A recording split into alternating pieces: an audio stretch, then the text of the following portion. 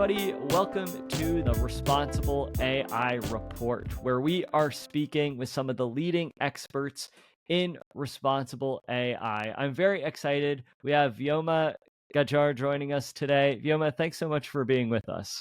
Thank you so much, Patrick, for having me. It was so wonderful getting the opportunity to connect with you, Vyoma, because just from your wealth of experience as a technologist in your work in machine learning and AI, of course, you have this very important perspective that I was very eager to share with our audience of listeners. We have so much that's going on in the responsible AI space and just AI in general that I certainly wanted to have you on the show to get your insights on just what's happening in the space. There's so much that's going on that sometimes I think it's difficult for us to keep up with, both on the good side and then also on the more negative side as well with this technology. Of course, CBS News recently released an article about a Florida mother suing a character AI after her 14-year-old son died by suicide following an emotional relationship that he had with an AI chatbot. And the mother claims that the company marketed a hypersexualized product to minors, leading her son to believe that he could actually join the chatbot in a virtual world, almost like a virtual afterlife. And Character AI responded by pledging new safety measures while stating some explicit messages were actually user modified. I would love to use this news story as a jumping off point for us today. The article mentions that Character AI's chatbot claimed to be a human sitting behind a screen when prompted. And so I would love to hear your thoughts on this, Vyoma. How can AI companies better balance creating engaging interactions using AI while also maintaining transparency? That's a great question, Patrick. This is something that one of the main key problems or one of the main key dividers that I see in the field of generative AI. One of the topics that has started gaining a lot of traction is responsible AI. And that's what your institute does. Extremely very fascinated and really support what you guys do. But with great power comes like great responsibility. Now, with the wealth of knowledge that generative AI has, we need to come up with a strategy to balance engagement and transparency, at least in the AI chatbot design that we do when we are talking about minors, when we are talking even be elders, like you can be very easily fooled that, hey, am I talking to a human or hey, am I talking to a chatbot here? So I feel there are many, many institutes now and many organizations who are coming up with different methods in which they can tag the tokens that are generated by some sort of a watermarking facility that they're doing. So Google has its own. I know that OpenAI has been experimenting with something of their own. So that is something that would really revolutionize this industry, right? Now, when you talk about how do we make sure that we are enabling such engagement and we are making sure that the AI produces better results. So you're in the world of AI right now. You can have a large language model make results much better. Like, let's say there is a chatbot which is giving you information. Make sure that you have an LLM as a judge. Like, utilize that information that an LLM is actually evaluating the results of an LLM. When you're talking to a minor, don't just have like one layer of security authentication asking that, hey, what is your age?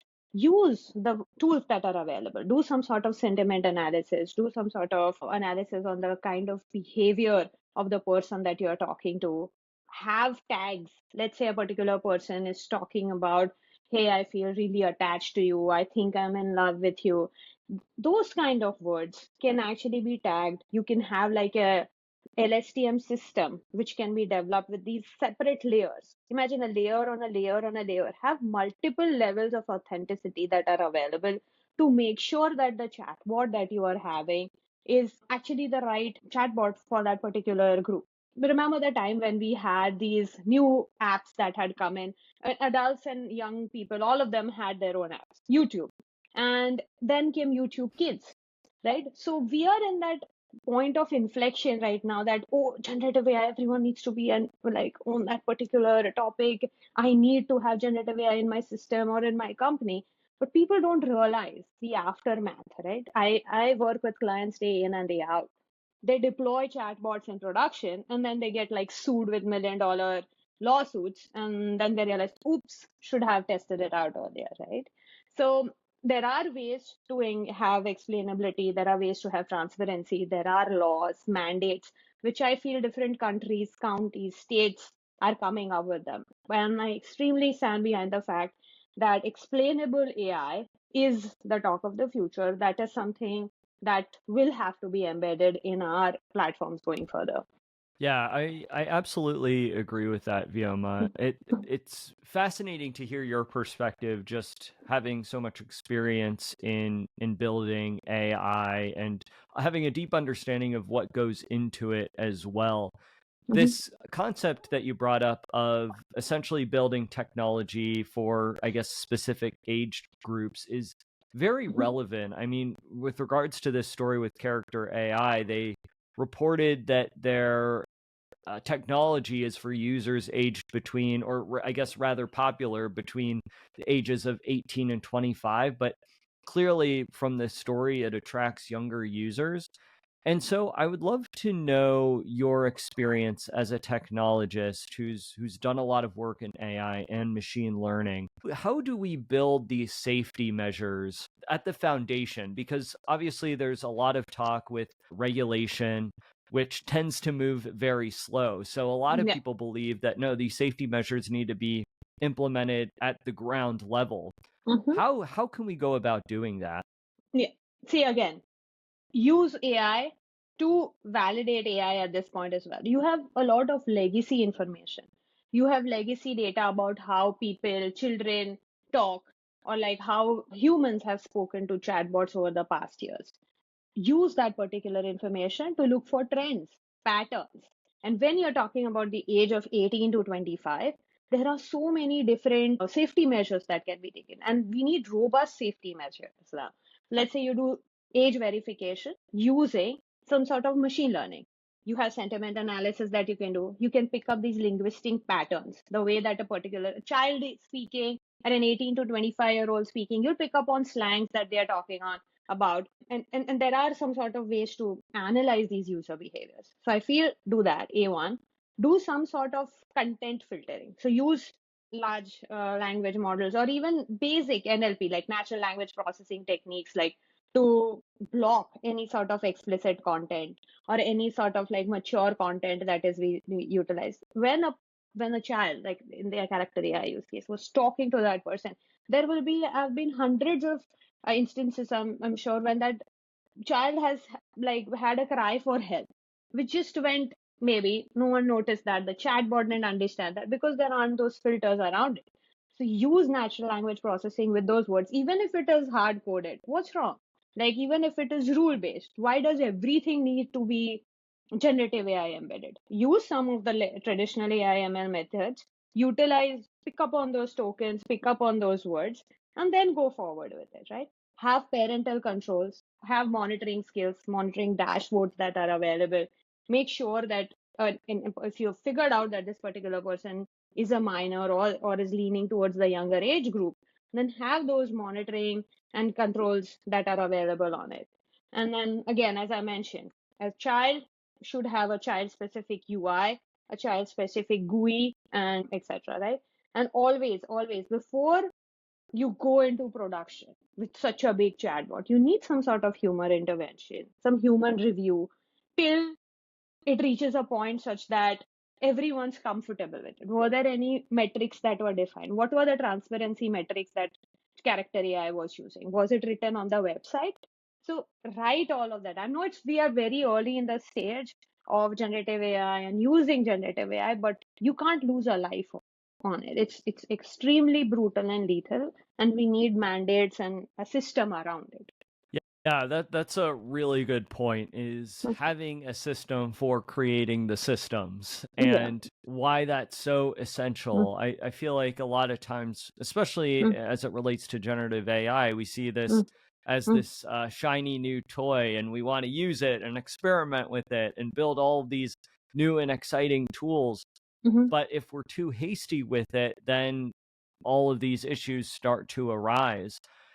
In this case, we saw how an AI chatbot's responses affected someone who is suffering from loneliness and vulnerability. And Exactly. obviously, that then had tragic consequences. Mhm, mhm, As a technologist, how do you, and you might have, this kind of builds off of what you had already answered, but mm. in a more broad and general sense, how do you believe AI companies can develop better systems to detect and respond to signs of emotional distress, for example?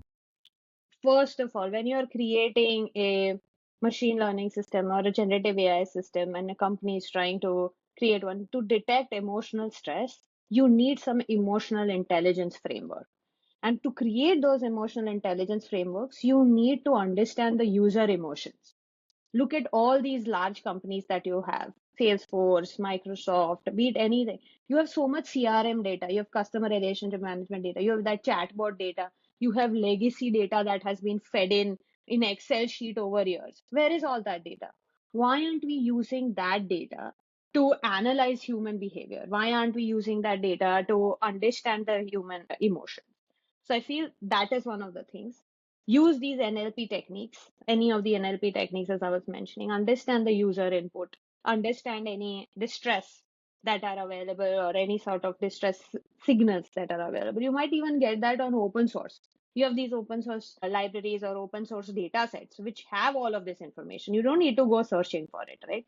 So I feel that is one more place where you can look into that. And frameworks, you need to have these big mandates or even these government frameworks that we have nowadays that are being put into picture that can also help you to do that. And overall, I call it like the distress protocol. The moment you see that this particular chatbot is derailing, you have those distress words. Oh, I feel alone, or like, if you want a chatbot to respond to it, make it respond in something like, "Hey, I'm not well educated enough to answer that question for you. Maybe I can connect you to someone who is, maybe a therapist." And then the parent gets a notification that, oh, this is something that has gone awry, and this particular person needs help. Why we need those layers in system? And I know there are, like, I was just speaking on a podcast in the morning, and someone was asking me that you want regulations around everything. We agree to disagree on that. I understand that. But if you don't have regulations around anything, then that's a problem. I'm not saying everything, but at least like a sweet spot where everyone feels safe. The point is to make everyone safe and comfortable enough to utilize this technology, or else all this amount of money, resource, compute, manpower, what are we using it for? We don't want it to like break or like this bubble to burst, right? So it's here to stay. So at least make sure that we have a system that allows it to stay. Yeah. Yeah. I love how you spoke about this emotional intelligence framework. That's actually the first time that I've heard about that. Obviously, I've heard of emotional intelligence and how that's just so important in general. But to apply a specific emotional intelligence framework in how we develop I think that's incredible. And I 100% agree. That is definitely something that's needed as AI systems continue to advance, as regulations coming out. It could really work in harmony with building AI that is for humanity rather than taking away humanity, I would say. Vyoma, I can't thank you enough for taking the time to join us for the Responsible AI report today. And not only for taking the time, but I really appreciate the work that you do, your perspective in this space. It is so important to have leaders like yourself who are really at the forefront of how AI is being developed for the general public. And so I'm very excited to see how things progress in the time ahead, and also the work that you continue to do at IBM and outside of that as well. So thank you so much for joining us. Is there a specific place where our listeners could find out more information about you and all this amazing work that you're doing? Of course, yeah. Thank you so much, Patty. Let me take a moment to thank you for all that you do for make it. There's so little information that is available on the internet around responsible AI, and institutes like you and like people like you who are so vocal about it. And I want to thank you for that effort. And I would really, really appreciate if everyone actually read through the website or even read through the different volunteering claims that you guys also do to make sure that we are all building a sustainable, ethical AI interface or an AI product or an AI world that we live in now. So thank you. Thank you for having me. And yes, the somewhere where I try to keep my LinkedIn very, very up to date with all the information about things that I'm doing. If not, I'm also an author on USAY. I do publish some articles here and there. And you can reach me out on LinkedIn, reach me out on Google, and I shall be very, very happy to assist you or even have a small little talk with you. I really enjoyed talking with you today. Wonderful. Well, I'll make sure to include the resources to that in our show description. So viewers out there, all you have to do is scroll down, click those various links provided. Vyoma, thank you so much again for joining us. Thank you so much.